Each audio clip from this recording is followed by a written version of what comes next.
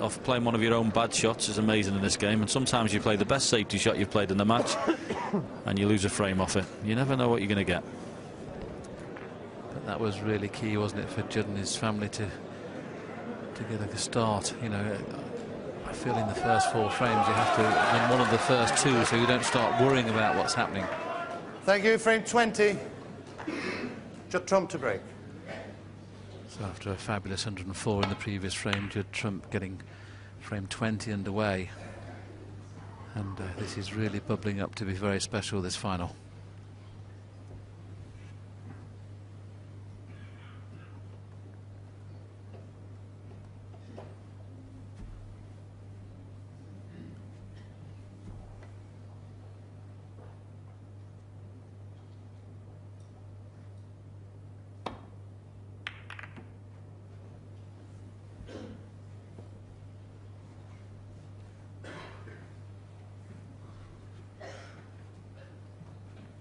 Trouble when you don't find the top cushion, as John hasn't there. It's very, very easy for when a player can get his hand on the table. Usually they play a lot better safety shot, so you've got to find that top cushion.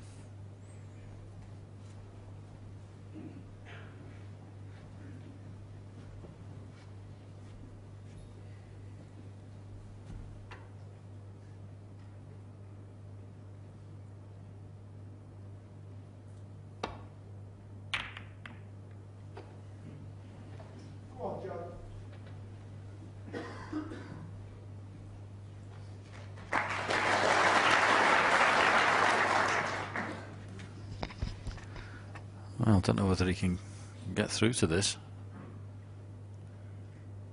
He can.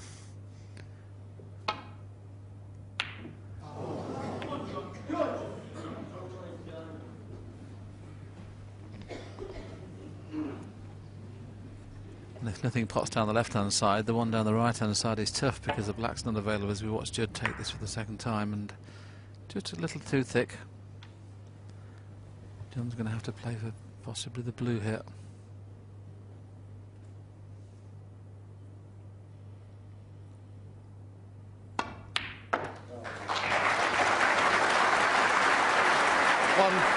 I honestly think this final is going to be so good. I'm really excited at the prospect of what could happen in this final now. Both players appear to be hitting the ball very nicely.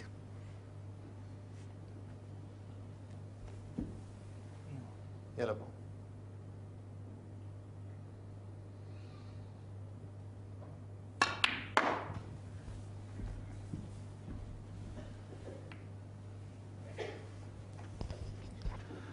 Yeah, it's played to 3. miss that cannon and screw down a little further, because the red over the left-hand pocket's the one he wants to get rid of fairly quickly, and the one next to it Extension. also fairly quickly. But the pockets will open up then for black and become available in both of them, so that's what he was trying to do. Got to be a bit careful with this one as well, just isn't going to overhit it. Yeah, yesterday we saw a couple of bounces off the cushion on this kind of shot, John, and as you rightly say, if he slightly overhits it, it's not going to be on the black, and the pink's not available.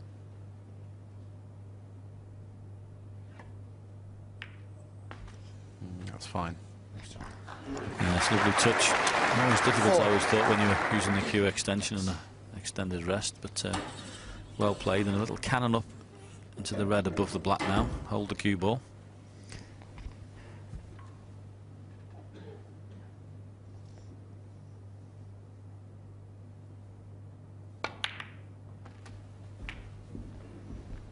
And this, for the 3rd time this morning session, or the 11. afternoon session, there's a chance of framing in proportion. The balls are perfect. John Higgins still has a high break of only 64. The only thing that worries me about that is not winning a frame at one visit, which he's going to have to start doing to have any chance in this match.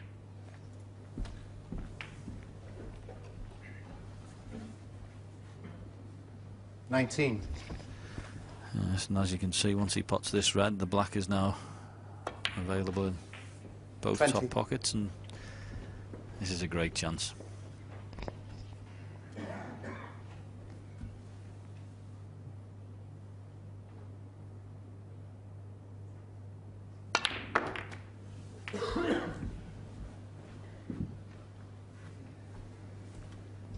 maybe slightly hampered with his cueing here. 7. Had to play the cannon there. It just come a little bit awkward. One of those shots, you don't know whether you can get the tip of your cue enough on the cue ball to dig down on it. If he can't, Johnny will kiss the red, won't he? So he needs to be able to hit the bottom of the ball, which he has done. He saw that little bit of side on, which unfortunately he had to put on because he was hampered. So he's slightly out of the woods, but one more good shot and he's perfect again.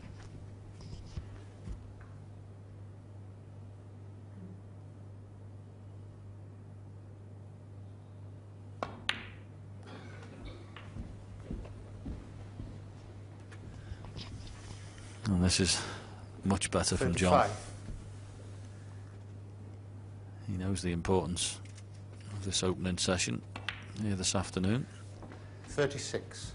And he also knows the importance that he's got to show his opponents he's scoring heavily when he gets his opportunities, because there's nothing gives your opponent confidence when seeing that you're not going to punish them enough. Yes, Higgins would have been looking for a 3-1 42. mini session here to get him right back into the game. Judd, as John mentioned earlier on, would be happy with tall. Looks like that's going to be the equation now. Looks like John Higgins may take this frame, so Judd, big frame for Judd next one.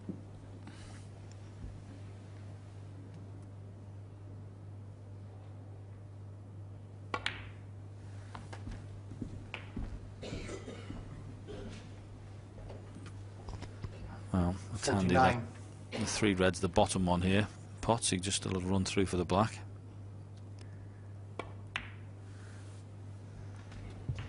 $50.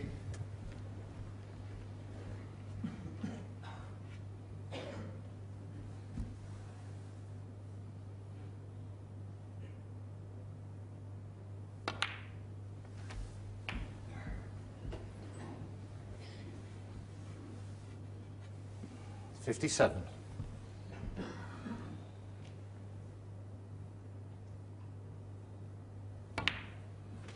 $58.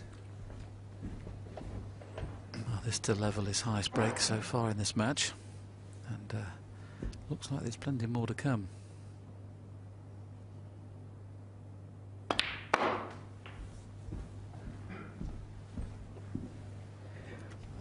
Yes, well, if you'd have told me that John Higgins would be playing in a world final and after 19 frames his highest break would be 64, I'd never have believed it.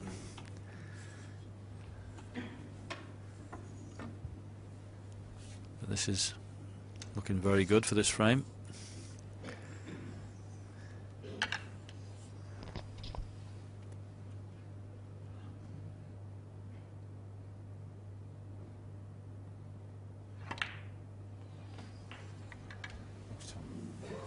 $65.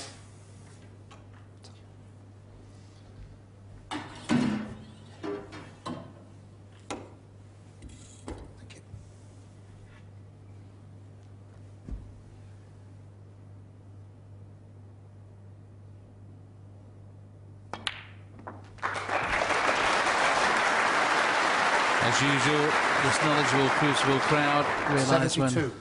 frame ball is potted. 73. If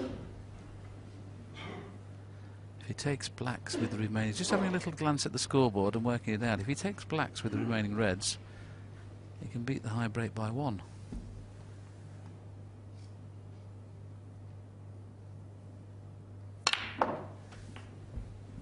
And you can bet your life, John, he'll be trying.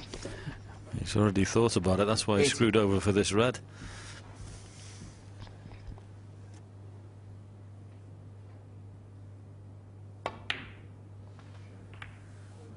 $81. Well, that wasn't the worst kiss.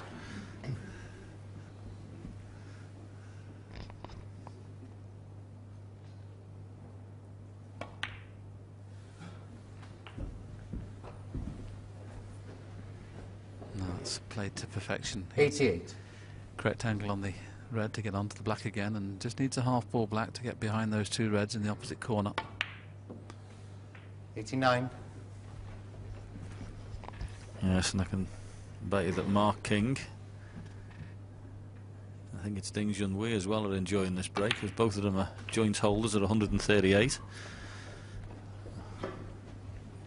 But they may be heartened by that one because slightly out of position. Yes, he's going to leave a clip black, isn't he? Just to just play the little cannon. 97. The fact that he can play this with check side just to widen the angle, you'd fancy him knocking this one in.